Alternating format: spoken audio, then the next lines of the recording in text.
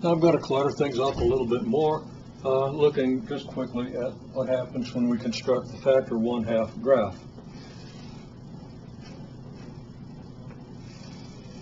I'm going to construct it kind of small here because I just want to give you some indications.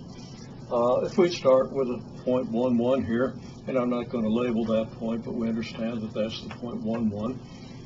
Factor 1/2 means that when we double the value of x, the y value becomes half as great. So if we double our value of x, that means we're going to go from here out to about here, and y is going to become half as great. Well, half of the y value here is here, so your y value would be about here. Then, of course, we can't do any more doubling without getting into my writing here. So I'm going to go halfway back here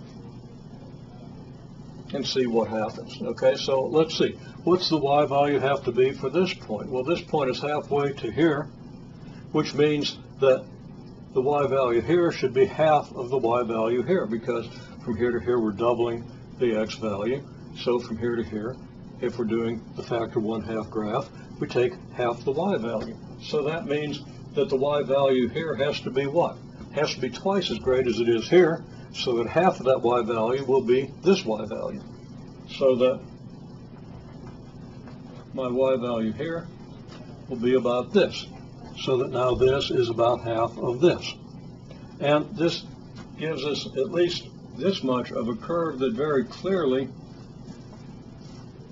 has kind of a upward concavity to it. Now, this is not the only curve that'll have an upward concavity. This curve had an upward concavity.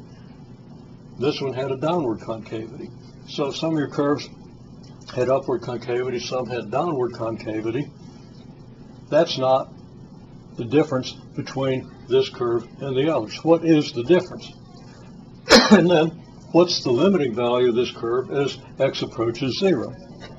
Now, I don't have room to continue cutting the x in half here, but if I cut it in half a couple more times, what's going to happen to the y value?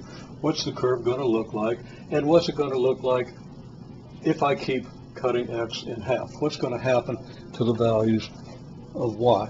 And what's the limiting value of y going to be as x approaches 0?